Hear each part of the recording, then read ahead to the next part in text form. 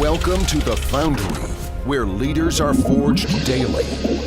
Each week we investigate themes of leadership, entrepreneurship, and mindset with some of the greatest minds in real estate. And now, the data scientist of real estate, George Roberts.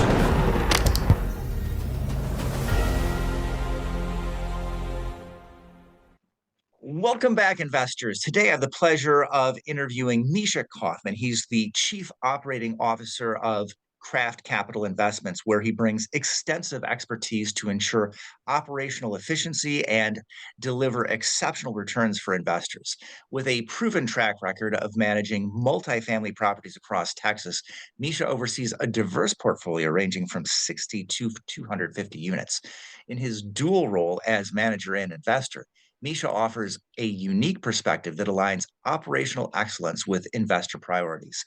His collaboration with Burlington Capital Properties, a nationally recognized management company with over 25 years of multifamily experience, further enhances Craft Capital's ability to deliver outstanding results. Well, with that, I would like to welcome Misha to the show. Welcome, Misha. George, thank you so much for having me today.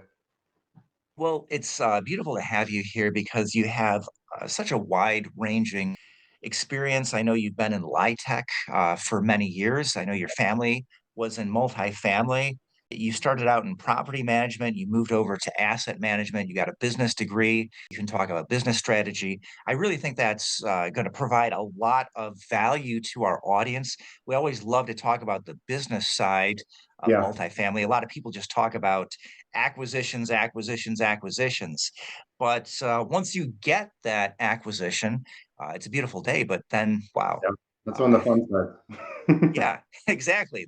Then you got to do something with it. So Yeah. maybe I'll let you start to pick it up from there. Tell us about your experience in asset management and how you help to bring value to the properties that you own.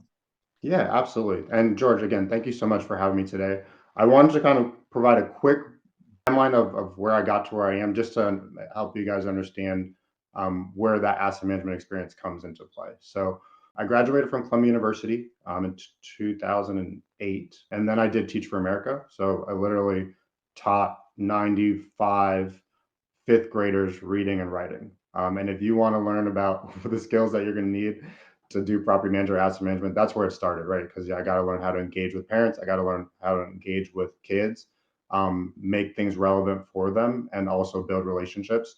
I worked in a very low income area in Oklahoma City. So I worked with a lot of the populations that we now serve, on the ownership and management side. It gave me a chance to really understand the perspective of those students, of those parents, what their needs were, what they were looking for. Regardless of where you are, you want your kids to have great education. And then I think the other side, George, that's relevant for us is you want them to have a great, stable place to call home in terms of housing. So that's where my initial experience started. That's out of real estate. But even while I was teaching, I was still investing in multifamily properties. So I kind of started to ancillary get a sense of what it meant to be a passive income or to be an investor. After that, I went to business school. I got looped in right after I got my business degree into the property management space. So my family said, "Hey, we want you to work on behalf of us to get our properties where we need to be, but we want you to work with this third party management company so that you can really understand this business from the ground up and give us the insights to allow us to perform at a better level," right? So rather than being high level, we want you to come in on the beginning and kind of work your way up. And I said, okay. I packed my bags. I brought my girlfriend, now my wife, to Columbus, Ohio, and I started on 300 unit property there. I started as a porter, so essentially when I got there, I would pick up trash around the community, and that was my job. Graduated to a maintenance technician, then I graduated to become a leasing consultant, so I get to work with people to lease units, to get renewals, to drive kind of those parts of the business, get my scripts down, and then I became an assistant manager, and then I finally graduated probably like after year one to be a property manager. So I oversaw a 90 unit market property and got to figure out, okay, how do we use Facebook to get people into the door? How do we close them? How do we maximize revenue? Fast forward, I got to become a district manager. So I moved down to Texas and I oversaw our portfolio. So in that capacity, I no longer was directly on site. I was overseeing the property managers at each location. And now at this particular time, I've stepped away from that part to help oversee the management company. So as I know it's a long-winded way to say, in my current role in asset management, my responsibility as I see it is to make sure that I am driving the property management company to drive the best results for each property. But in order to do that, at least for me, it was really important to understand deeply the tenant base and their values and their needs, understand the employee base, their values, their needs, and what they want, and then also understand that on a property management level. Each group of people have their own needs, their own wants, their own kind of incentives that drive what they're doing, their different levers. So it's good to kind of understand and learn that process so that we can drive results now. And I'm sorry for the Well, I long-winded. think that's a beautiful story. And one of the things that I'd really like to bring out from that, you mentioned using Facebook to effectively bring people through the door and get that add them to the tenant base. Well, see, that's not easy. I Yeah, think that advertising is probably something that most asset managers are overlooking. They just say like, well, we've got professional property management in here and that's their job. How do you ensure that you do have effective advertising and what do you do when the property management company isn't doing that for you? yeah, great question. So I think the most important thing on our level, if you're talking from an asset management level, is you want to try to diagnose what the issue is. Is it a marketing issue? Are we not getting enough traffic? Are we not getting enough qualified traffic? Are we getting those people where we're not getting them, we're not closing them? And who are we reaching out to? So my case example, when I was the property manager in Columbus, so we actually the property was a little bit outside of Columbus. It was in Grove City, so it's a little bit like lower. It's still a great area, but a lower income to Columbus in terms of the quality of tenant base. So rather than just reach out to Grove City, I made all of our ads and tags. Hey, looking for a property, great townhouses in Columbus. So I transitioned who I was my target market from a lower demographic that would have been in the area to the higher demographic of Columbus. And people that saw those rents were like, oh man, that's a better deal than the Columbus. I want to go there. And then Right. we immediately added more value than we would have if we just targeted to that local group. That's a similar strategy that we want to do at any of our properties or that your listeners would want to do is make sure that your marketing efforts are reaching out to the demographics that are going to be able to pay the rents that you want. And you got to be really strategic about it because they may not always be in that specific area, but they may be looking for something. There may be something unique about your property. It may be, and you want to figure out how you target your messaging to those areas. So on the inside, it's very easy to do that because you can kind of see that for yourself. When you're on the outside, it's a lot trickier. So the first thing that we want to look at is just are we getting proper data? If we got like before anything else, I want to know if you told me we had 5 Facebook leads, did we have 5 Facebook leads? Can we verify that those were Facebook leads or that they weren't made up things or that people didn't respond to them? Can we verify, how many people actually came through a sign or how many people actually came from a phone call? So we want to figure out how to verify those systems first and foremost. Once we have verified and we know that the data is accurate, then you can assess it. You can say, or if we're getting most of our traffic from rent.com, what's our conversion ratio on that? What is the advertising that we're doing on that? What are the keywords that we're using? So that we try to maximize all those different pieces. And usually what will happen is if you can kind of knock out all those different marketing pieces, then you can make the tweaks, figure out are we getting the right demographic, are we not? And you'll see it in the results on the property level. So it's more difficult to do on the asset management side than it is when you're in it. But at least me being involved in it to begin with, I kind of know that, so I can kind of help steer people in the right direction. Make sure that your property manager is giving you the right KPIs. So how many leads are you getting from each channel and what is your conversion rate? Yeah. Yeah. And it's those things, that's where it starts. It seems so simple, George, and I feel like, but the reality is a lot of these things, it's not rocket science, it's simple, but how do you get someone to understand that? And because, managers got a million different things they're doing. The last thing they want to do is like, all right, now I got to send you these KPIs. So they kind of just rush it and send it out. So yeah, you have to work with them, explain with them the importance, explain that, this is the foundation. If we don't have this, then we're not going to be able to drive the results that we need on the back end. So we try our best to instill that in our managers so that we get the results that we're looking for. And then once you do all those things, then you can figure out what levers you want to pull. So maybe I want to do Google AdWords this week or this month and see, hey, is that driving traffic or is it not? Then I pull that lever down, test another lever, so that I can kind of start to really diagnose where are we getting our qualified leads from, and are we maximizing our budget? If I take that Google AdWords lever down and there's no effect on leads, then that lets me know, okay, let me keep that lever down and let me save my money there. But that's kind of what we do on our end. We're constantly tinkering with those different levers and trying to make sure that it's leading to the results that we're wanting. Yeah, beautiful. And then, so we're speaking about occupancy, essentially, when you're talking about the advertising and your conversion rate. But one of the issues that we've had recently with occupancy in multifamily is that rents have been moving backwards in a lot of communities. And so we're essentially, in many cases, faced with two options. You can give concessions, or you can lower the headline rent. So Mm, I'd really like to hear what would be your view on which is the better way to go, and when would you use one versus the other?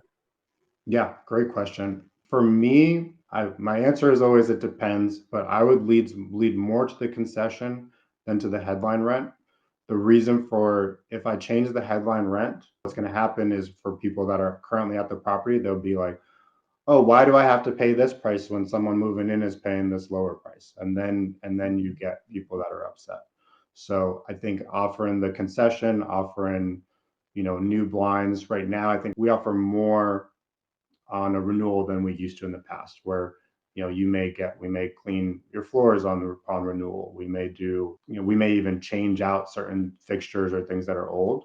We want to enhance essentially the unit and offer that as kind of our gift to them for staying. But we don't do it all. So, someone wants, you know, call it $600 worth of stuff, we may say, hey, we'll give you 250 worth of stuff that enhances the unit. And then when we come around, when we talk next year, we can talk about doing that extra 250. So that also keeps them there longer. If you have a quality tenant, right, someone that's paying on time, leaves the unit in good condition, if you're reinvesting that money into actually making the unit better, it's not a bad thing, right? Because if they do have to leave, you still have that asset, and at the same time, you don't have them feeling upset or mad or feeling like they got a bad deal because people moving in are getting charged less. Okay, so you mentioned one of your early properties. I think your first was outside of Columbus, Ohio, Mhm. and it was close enough you could bring in some commuters. I know that's a great option. Whenever you have Yep. an affordable suburb and you've got an apartment out there, some property, it's often very good to go to that major city and do Mhm. your advertising. But I wonder, how far outside of major cities do you invest? Do you go into any tertiary markets? I do. So, as a limited investor, I have some locations that are in very strange spots. So I got one in Hendersonville, Kentucky. I got Belton, Texas, but halfway between Waco and Austin. And when I kind of started in Texas, we also had, property in Waco. We looked at some in like mineral wells in different locations. So the answer is yes, I have some in spread out places. Over time, I've kind of changed my thesis. So especially when I was on the property management side, it was important to me to visit the property. So if a property is very far away in a very far tertiary market, that means I got to drive there and drive. It just takes a while. That doesn't mean that it can't be successful. It's a return on your time, right? How do you maximize the time that you have? So what we do now, or what we focus on, is buying assets, quality assets within where we currently have existing properties and where I can kind of quickly see them. So everything that I purchase now is going to be in the DFW market. That makes sense. Well, certainly can be some great deals out there in the tertiary markets. Got Yeah. fewer people turning those stones over, and Mhm. sometimes you find something juicy. Yeah, love it. Well, another thing that you have a lot of experience with, LIHTC. That's Mhm. something that fascinates me because I Yep. know there's some great deals out there, and talk about looking where a lot of people aren't looking. Yeah. That LIHTC is a completely different universe. If you don't know what you're doing, probably better to not touch that stove. But Yeah. for those that are interested in learning that and mastering it, I think that can be a very interesting way to invest. So Yeah. first of all, LIHTC, can you break that down for us? What does that stand for? And how do you actually go about investing in one of these properties? Yeah, absolutely. So LIHTC stands for Low Income Housing Tax Credits. So essentially, the government will provide assistance to make sure that there isn't gentrification that occurs, so that in big cities or small cities, that you can have people of different incomes living at the same property but getting the same quality product. So, for example, if I have a 100-unit property, we'll just make it Dallas as an example. So, if I have a 100-unit property in Dallas Fort Worth, they want to make sure that people aren't pushed out. So, you may have 10 of those units set aside to be market units, which means you can rent them for whatever people are willing to pay. You may have another 15 of those set aside as 30% AMIs, which means you have to qualify for 30% of the area median income or less to be able to live there. And you have a reduced rent based off of that that you're not allowed to be charged over. All right. And then you may have another 25 that's 50% AMI, 25 that's 60% AMI, and call another 25 that's 70% AMI. I hope I did my math right and I got to 100. But that is how it's set up. So the benefits for the resident or tenants are clear, right? You want to make sure that they can have an affordable rent, they can live in a quality asset. That's clear. The question is, how does an owner, benefit if someone's paying, 30% of the unit price there, right? So in those cases, what the government has provided for is they've provided tax credits. So you get tax savings. Usually it's within the first 15 years that you get. And I don't know the exact numbers because we bought ours after our 15 years, but essentially people that develop those units, they get huge tax savings and credits for being able to provide that asset. And then what we would do is we would, and it's only for a 15-year period that they get the credits, but the limits on the AMI restrictions will last much longer than that. Could be another 20, 30, X amount of years.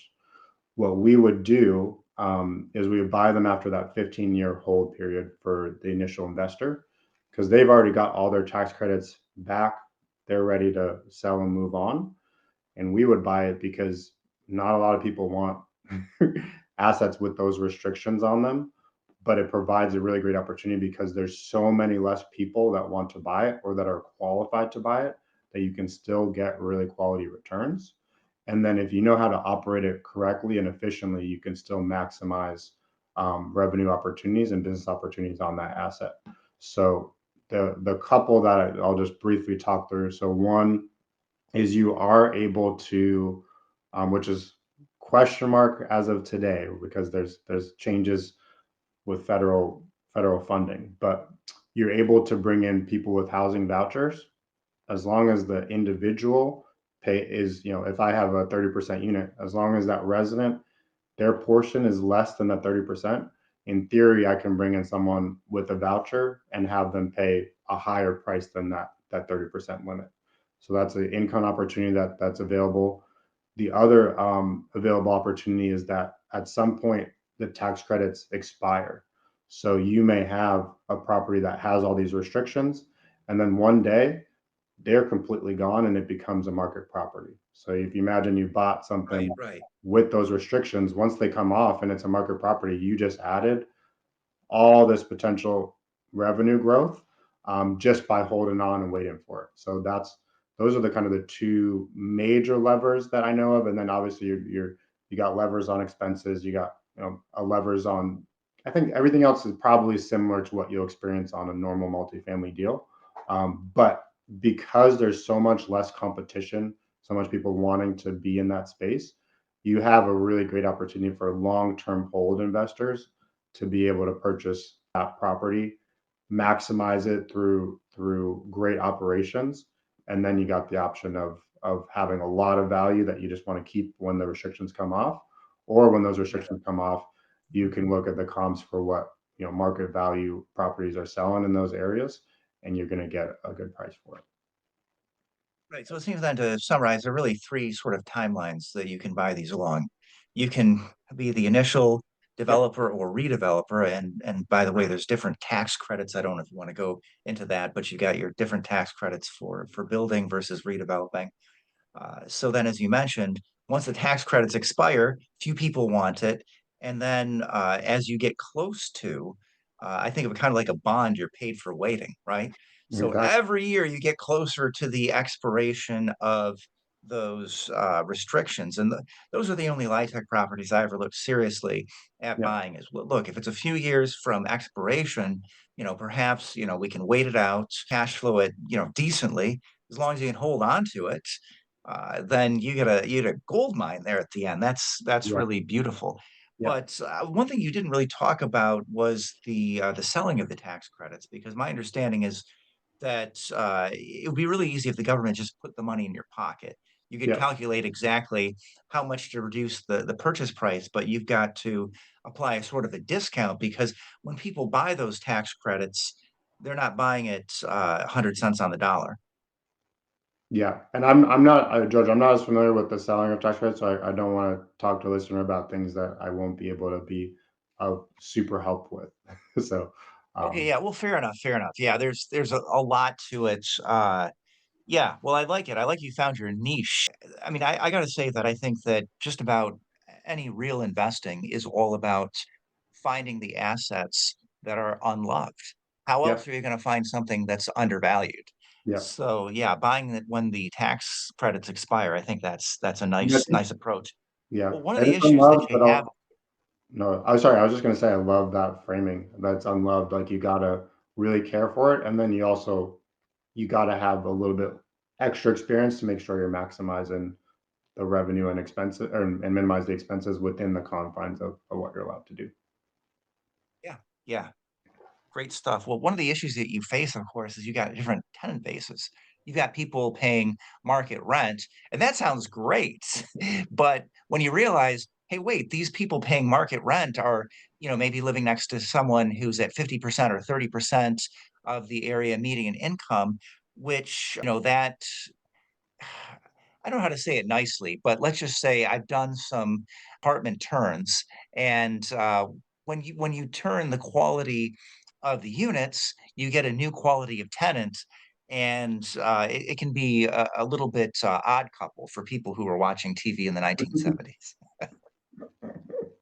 Yeah, I don't think that's always the case. I think there's a misconception that that LIHTC properties are maybe lower condition or has more bigger issues that you may have with tenant bases. That can be the case for sure. But there's also like we would buy a lot of senior properties that are LIHTC deals, right? So you got seniors that are getting Social Security that still, because they're not making as much, they still have those restrictions, but you don't have the delinquency issues. You don't have major kind of They're not um, throwing the wild parties and yeah, not yeah, playing the yeah, music too yeah, loud. That's not your exactly. experience with the seniors. But Okay, good to but know. but I'll note but that. yeah, but on the other hand, you also have the ones where you're absolutely right, where you it's an extra bit of work to deal with, the headaches that come with having a diverse population base at one location. All right, awesome. Well, hey, I want to make sure that we also get a chance to talk about business strategy. So again, I think this is one of the things that you're using to drive results. I Right. know you come from educationally a business background, business family. What are some insights that you have into running apartments as a business more efficiently, empowering your teams, et cetera? Yeah. So I think when we try to run things as business, I think the first thing that we think of or is if you're able to hold the asset, hold it, right? If you have a long an asset that you can that's consistently generating you income over a long period of time, why sell it if you don't have to, right? So bring in and but getting the value up so you're able to hold on to that asset, keep the cash flow coming in, and then add the value so you can refinance out and you can get your capital while still holding it and then going into the next one. So I think one of the business strategies that we've tried to do, at least with my family, is not sell a lot of assets, but keep accumulating assets over time, which allows us to weather, the ups and downs of the market cycle and have just kind of consistent cash flow that we can rely on over the long run. So I think from a business strategy perspective, that's one thing that we've tried to do. The other thing that we've tried to do is because we've done that, it allows us the opportunity to invest in other assets. So if we know that 30 or 40% of our portfolio is just going to be in multifamily, which is relatively consistent, we know what it's going to do, then you can be a little bit more aggressive in the other part of your portfolios with investing in maybe cryptocurrency or investing in businesses or different opportunities outside that we can then potentially generate more income from. So those are some of the ways that we look at it. I know I'm rambling, George, so bring me back to No, it's good. It's good because, I think a lot of investors, they kind of take the opposite approach.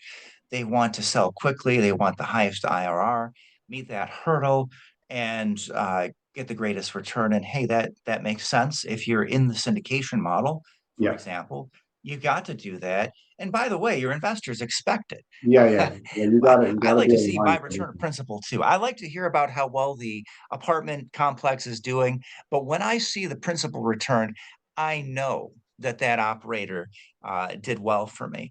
Well, one of the things I'd like to ask you, because it's something I've noticed over the years, Yeah. I always have, I feel like it's the angel on one shoulder and the devil on the other. And I don't know which one is the angel to tell the truth, because buying, selling, holding, all can be good. But what really makes a good asset for holding? I mean, I will tell you, for me, what I've Mhm. noticed is that the way I put it is that it's really a matter of cash flow versus headache ratio. You I like. have, I mean, to have great cash flow from a property, sure, just buy one out in the hood. And if you're not worried about carrying a gun when you collect your own rents because you don't Yeah. have a property management company, I mean, you can cash flow like crazy. But the question is how many properties like that you can hold. So what I find is there's some properties that they have a certain amount of headaches but great cash flow. Everybody, I think, sets that dial a little bit differently. But Yeah. anyway, what for you makes a good asset for holding? I mean, I feel like you're spot on. I love that analogy. I think for us, and that's probably goes back to your initial question. So for us, it's the cash flow, and then it's do we have a quality, stabilized team here that can be there for a long period of time to consistently get those results. I kind of think about it a lot the way probably Warren Buffett and Berkshire Hathaway looks at business, like multifamily is businesses. They look at other businesses, but if you have a solid manager that has a great company that's bringing you cash flow, then you want to hold on to that. And that's kind of the approach that we take if we can help it. And if we have, but it's all about that's why we talk about the people. It's all about the people in place. So if I got a headache like you talked about, and the manager is not consistent or they're having health issues, and I know they're not going to be there in a little bit, then that may be a time where we would think through an exit strategy. But that's also, when we talk about levers, we're trying to figure out one, how can we get the right people on the bus to start with? But then two, like how do we motivate them? How do we make them feel like they're a part of our team and community, that they want to work for us for the next 20 to 30 years, right?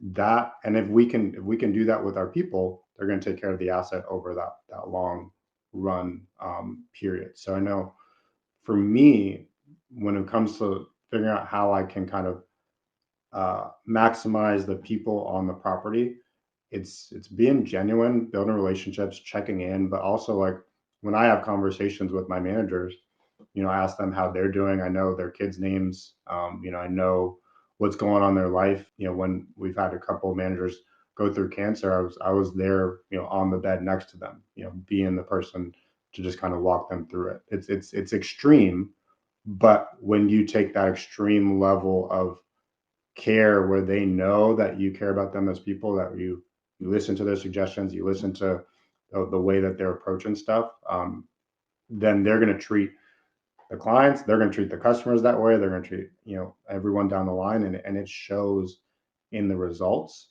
And when we get the results that we want, then we want to keep the asset. A great example for me of that is, so we have a property in a submarket, and all of the rents are at a specific level, but we have one manager that just goes the extra level. So she connected with the police department, she's connected with the fire department, she's connected with the local city representatives, and we provide an exceptional experience for residents, where we'll hold backpack drives, we'll hold medical things on site. If there's COVID, we'd help find facilities nearby for people to go to, or have like for those that wanted or thought about vaccines, we'd help allow them to get those things. The result of that work is that we were able to charge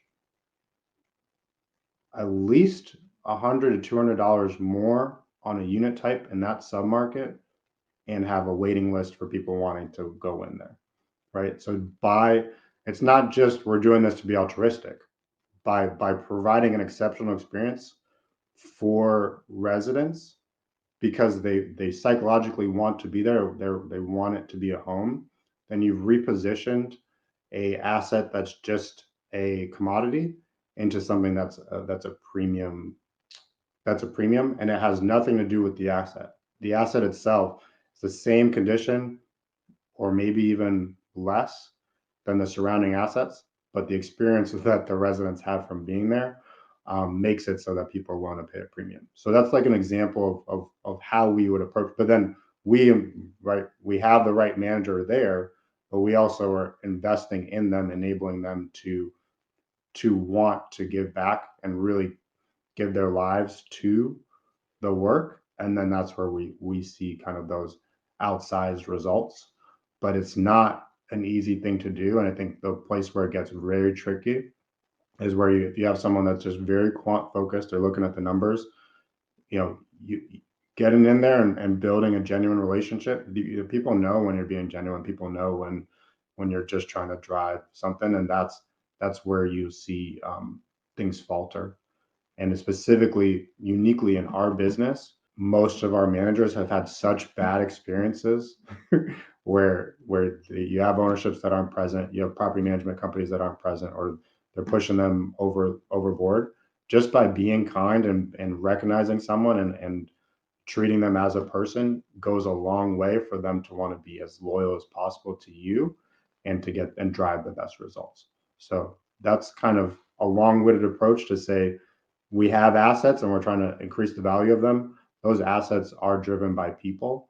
And if we can really get the right levers to maximize those people, then it will lead to the returns we're looking for. Well, I love it. And so true. I have nothing to add. But one thing I want to talk about before we go to lightning round, Yeah. we love passive investing here. I wrote a book about it. And that's not me on the cover, by the way, if you happen to be watching this on YouTube. It's more of an idealized state. But the book is about me and my real life. I picked a more handsome model for the cover. But I know you have a lot of passive investing experience as well. And I know you mentioned to me that you end up playing a hand in management in a lot of these things.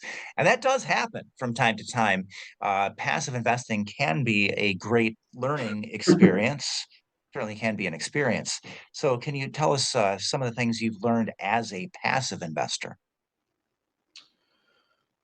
Yeah, I think as a passive investor, it's very important to understand what's going on the property, as well as whether you're a GP or an LP, you need to know what's going on. So I think the first thing is just making sure, for me, that I'm looking at the metrics, not daily, probably once a month. When I'm getting my reviews, I'm looking through what the financials are doing, how the property performance is going. Do they have a clear storyline on why something is performing or why something is not performing?